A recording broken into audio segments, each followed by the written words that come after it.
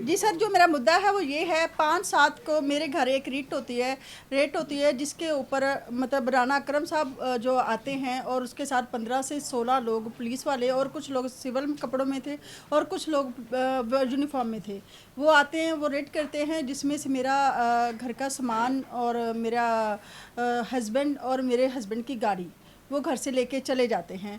और सुबह 7:45 पे आते हैं और 8:45 तक वो 1 घंटा रहते हैं, और 1 घंटे में उन्होंने जो जो घर का सामान था, इवन दैट शैम्पू तक कोई चीज़ नहीं घर पे छोड़ी, सब कुछ वो लेके चले गए। और हम लोगों ने मैंने पूछने की कोशिश की, मैंने थोड़ा सा शोर डालने की कोशिश की, तो उन्होंने मेरे कनपट्टी पे पिस्टल रख दिया कि अगर तुम बोलोगी तो हम तुम्हें मारेंगे भी, और हम यहाँ पे मतलब गलत भी करेंगे, हम यहाँ तक ज़िना भी करेंगे अगर ज़्यादा डिस्टर्ब करोगी तो। मैं थी, मेरी भाभी थी, मेरा हस्बैंड था घर पे और उसके बच्चे थे, मेरी भाभी के, मेरे भाई के बच्चे थे। ये सिनेरियो हुआ, इन्होंने वो लेके चले गए। उस दिन के बाद इन्होंने क्या किया कि जो ना मुझे कॉल आती है पहली 6 तारीख को मेरे हस्बैंड के नंबर से, उधर से राना अकरम ने की है। राना अकरम कॉल करके कहता है जी हम आपके साथ कुछ सेटलमेंट करना चाहते हैं, तो आप जो ना कुछ भी ऐसा वैसा भागे नहीं तो हम आपको, आपके हस्बैंड को छोड़ देंगे। मुझे नहीं पता, मेरा अल्लाह वाहिद जानता है कि क्यों लेके गए। मैंने समझा मेरी शोबिज़ में काफ़ी लोगों से प्रॉब्लम चल रही है, मेरे काफ़ी मामलात डिस्टर्ब थे, जिसकी वजह से मैं शोबिज़ से भी आउट हुई थी। क्योंकि देखो, जिसका एक बंदे का बहुत ज़्यादा अरूज होता है और अरूज के टाइम पे छोड़े तो इसका मतलब है उसकी कोई बहुत बड़ी रीज़न हो सकती है। मैंने सोचा हमारी बहुत सी आर्टिस्टों के बहुत गलत हालात हुए, कुछ लोगों को कत्ल किया जाता है, कुछ को दबा के बिठाया जाता है, किसी के साथ कुछ ज़्यादतियाँ होती रहती हैं। मैंने कहा उन ज़्यादतियों से बचने के लिए मैंने शादी कर ली। लेकिन वो शादी का जो क्या हुआ कि मुझे नहीं पता था कि शादी के बाद मेरे साथ क्या होना है। इन्होंने मेरे हस्बैंड को लेके गए, मेरे हस्बैंड को जाके इन्होंने 6-5 दिन अंदर रखा है। पहले दिन इन्होंने कॉल की जी, इन्होंने बोला जी 50 लाख रुपया हमें चाहिए तो हम आपके हस्बैंड को छोड़ देंगे। मुझे नहीं कॉल आती है मेरे हस्बैंड ने करवाई है मेरे ससुर को। मेरे ससुर ने बोला कि बेटा हमारे पास तो इतने पैसे नहीं हैं, हम इतने पैसे कहाँ से देंगे, हाँ 31 लाख रुपया हम कर लेते हैं, 30 लाख रुपया हम आपको दे देते हैं। नहीं नहीं नहीं नहीं, ऐसे नहीं बात करते हैं जी। 2 दिन उन्होंने फ़ोन नहीं उठाया, हम लोग टू मच डिस्टर्ब हो गए, डेफिनेटली हम मेंटली टॉर्चर हो रहे थे। उसके बाद इन्होंने क्या किया कि मतलब जो है ना मेरे हस्बैंड को टॉर्चर किया करंट के साथ, और टू मच टॉर्चर किया। और मुझे कहता है कि मेरी ना हालत इन्होंने बहुत ख़राब की, और मुझे कहते हैं कि जैसे जैसे हम बोलते हैं ना वैसे वैसे तुम पीछे बोलो, वरना हम तुम्हारी और भी हालत ख़राब करेंगे और हमें रोकने वाला कोई नहीं है। अच्छा, क्या मैंने कहा बात क्या है, वो बात पूरी करने ना दे। राना अकरम ने 2 दफ़ा फ़ोन करवाया और राना अकरम कहे बीबी आपको नहीं पता, आप इधर आए, मैं आपको बताता हूँ कि क्या बात है। मुझे मेरे जो वकील हैं आसिफ भाई, मैंने इनसे बात की, मैंने कहा आसिफ भाई मुझे ऐसे ऐसे कह रहे हैं कि भी आप आएँ, आपसे बात करनी है। तो आसिफ भाई ने मुझे बोला क्योंकि ये वकील है, मैं नहीं जानती इन चीज़ों को, ये जानते हैं। इन्होंने बोला कि भी जो है ना आपने नहीं जाना, क्योंकि ये ना हो कि वो आपके हस्बैंड को लेके गए हैं, आपको नहीं पता किस बिहार पे लेके गए हैं, तो ये ना हो कि आपके ऊपर भी कोई मसला बना दें। मैंने उनको बोला कि आई एम सॉरी मैं नहीं आ सकती, लिहाजा आप मुझे यहाँ पे बताएं क्या बात है। अच्छा जी, दूसरी दफ़ा उन्होंने बोला जी 70 लाख रुपया चाहिए, 7 तारीख को बोला। हमने उनको बोला जी मतलब जो है ना आप हमें वजह तो बताएं किस बिहार पे लेके आए हैं, क्या बात है क्या बात नहीं है। अच्छा, राना अकरम ने मुझे बोला कि भैया आप जो है ना आ जाएं, मेरे ऑफिस आ जाएं, हम आपको वजह बताते हैं। अच्छा जी, मैंने दिल में सोचा कि भी मैंने अपने आसिफ को भी, वकील भाई को भी लिया, दूसरा भी एक मेरा भाई था उसको भी लिया, लेके मैं चली गई। मैंने कहा क्या होगा, मार देंगे, मर जाएंगे, पहले भी तो मर ही गए ना, जो सूरत हाल हो गई है। अच्छा जी, हम गए, हम वहाँ पे 2 घंटे खड़े रहे, इन्होंने दरवाज़ा नहीं खुलवाया। उन्होंने बोला जी अंदर से कॉल करवाएं, तो वो अंदर से आके दरवाज़ा खोलेंगे, बोलेंगे तो हम दरवाज़ा खोलेंगे, वरना हम दरवाज़ा नहीं खोलेंगे। एनी हो जी, इन्होंने के नंबर बंद थे, मैं अंदर नहीं गई, इस वजह से हम लोग वापस आ गए। 10 तारीख को हमें पता चलता है जी मेरे हस्बैंड के ऊपर पर्चा हो जाता है, और पर्चा जो है वो इन्होंने दिया 9C का। 9C का जो पर्चा दिया उसका हमें तो मुझे तो पहली दफ़ा मैंने 9C पहली दफ़ा सुना, मुझे तो पता ही नहीं था कि ये 9C क्या होता है। अच्छा जी, मैंने आसिफ भाई को बोला ये 9C क्या होता है, कहता है ये तो उसका ड्रग्स का पर्चा, मंशियात का पर्चा होता है।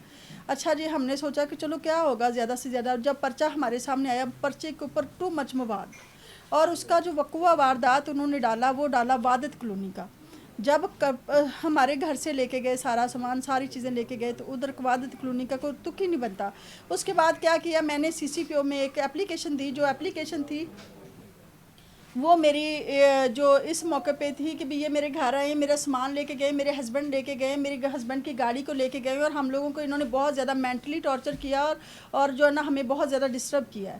اچھا جی، ہماری جو ادھر سے انکوائری ہوتی ہے ایس پی کیا نام تھا؟ انٹرنل آفیسر، اچھا جی، انٹرنل بیورو آفیسر، اچھا جی، ان کے پاس ہماری انکوائری جاتی، انہوں نے رانی اکرم کو گلٹی قرار دیتے ہوئے انہوں نے بولا کہ جی آپ جو ہے اب یہ جو انکوائری ہے نا یہ جائے گی اسٹیبلشمنٹ کے پاس، D I G Imran senior, اس کے سینئر ڈی ہاں ایس جی، پی، اس کے سینئر رانا اکرم کے سینئر ایس پی بلال فرقان کے پاس، ہاں جی، رانا اس نے سزا دینی، ہاں جی، وہ چلی گئی عمران کشور، ڈی آئی جی عمران کشور کے آفس میں، جہاں پہ بیٹھتا ہے بلال فرقان۔ اچھا جی، ہم لوگ گئے وہاں پہ، بلال فرقان کی جو گاڑی ہے وہ ہماری سی سی ٹی وی میں آئی ہوئی ہے، لیکن ہم نے اس کو دیکھا نہیں ہے، میں نے اس کو دیکھا نہیں، میں نے اس لیے اس کا نام نہیں لیا، میں نے آج تک فرقان کو نہیں دیکھا جی۔ وہاں پہ ہماری انکوائری جاتی، میں وہاں پہ جاتی ہوں تو انہوں نے بولا جی آپ کی بلال فرقان کے پاس انکوائری لگی ہوئی ہے، تو لہٰذا آپ ان سے مطلب جا کے کوارڈینیشن کریں۔ میں نے ان کو بولا کہ سر جو ہے بلال فرقان جو ہے اس نے میری انکوائری پہلے بھی، میں نہیں چاہتی کہ یہ میری انکوائری کرے کیونکہ یہ پہلے بھی میری نظر میں گلٹی ہے اس میں، انہوں نے میری انکوائری جو اویس ہے نا اس کا نام، عمران بخاری نہیں جس نے ہماری انکوائری اب اس کے پاس، ہاں ویسے ویسے، ہاں جی، انہوں نے ہماری انکوائری لگوا دی عمران بخاری کے پاس۔ عمران بخاری اللہ ان کو زندگی دے، اللہ ان کو بہت زیادہ خوشیاں دے، میری ان کے لیے بیسٹ وشز ہیں۔ انہوں نے کیا کیا، ودن 2 days ان سے سامان مجھے واپس دلوایا کچھ، جس میں سے 4 پاسپورٹ تھے، رانا کو بلا لیا نا، رانے اکرم کو، رانا اکرم کو بلا لیا، اگلے دن اس نے ان کو کہا کہ دونوں کی میٹنگ رکھ لیں۔ اگلے دن پھر رانا اکرم کے ساتھ ہماری میٹنگ سٹارٹ ہوئی، اور وہاں پہ آ کے رانا اکرم نے ایڈمٹ کیا کہ میرے پاس سامان موجود ہے، اور عمران نے کہا ٹھیک ہے۔ اگلے دن ہم نے کہا ہمیں ہمارا سامان دے دو، جو ہمارا لے گئے، راؤنڈ اباؤٹ 55 لاکھ سے زیادہ لے گئے تھے۔ اس سے نیکسٹ ڈے وہ رانا اکرم کچھ سامان لے کے آیا، کچھ جس میں میرے میں 2 موبائل تھے میڈم کے، 2 تولے سونا تھا، پاسپورٹ اور این آئی سی، 4 پاسپورٹ تھے اور این آئی سی تھے۔ وہ ہمیں کچھ عمران بخاری نے باقاعدہ اپنے آفس میں ہمیں لے کر دیا۔ اس کے بعد پھر کیا ہوا، خیر باقی کا جو ہے نا اس کا انہوں نے ہم سے وعدہ کیا کہ ہم انشاءاللہ نا ٹائملی نیکسٹ ڈیٹ میں آپ کو دے دیں، لیکن وہ آج تک نہیں دیا۔ میم آپ کریں گے نا، چلے میں تھوڑا سا آگے بتا دوں۔ ویئر ایز جو انکوائری تھی جو ایس پی بلال فرقان کے پاس گئی تھی، جس میں سی سی پی او نے محکمانہ کارروائی کی سفارشات کی تھی، میں تھوڑی سی ذرا ٹپیکل ورڈ بتا دیتا ہوں نا، وہ آج تک اس پہ نہیں ہوئی۔ ہونا تو یہ چاہیے تو اس کے خلاف انکوائری ہوتی اور اس کو سزا ملتی، ایف آئی آر لادی ہوتی اور میڈم کا سامان واپس دیا جاتا، جو کہ وہ گلٹی ہو گیا تھا۔ بلال فرقان نے ہماری ایف آئی آر ہو جاتی نا۔ بلال فرقان نے کیا کیا، اس نے اپنے بندے کو بچانے کے لیے ایک فیک انلیگل انکوائری اپنے پاس سے شروع کر دی، جس کی نہ تو ہمیں نہ میڈم کو بلایا گیا، نہ کوئی قانونی جسٹیفیکیشن ہے۔ اور اس میں بڑی حیرت والی بات وہ لکھتے ہیں کہ میڈم میرے پاس حاضر ہوئیں اور آ کے انہوں نے بیان دیا کہ میری درخواست ہی میرا موقف، بغیر انکوائری میں لکھتے ہیں، لیکن آج سچ میڈم وہاں پہ نہیں گئی، حاضر ہی نہیں ہوئی۔ ایک یہ بات تھی۔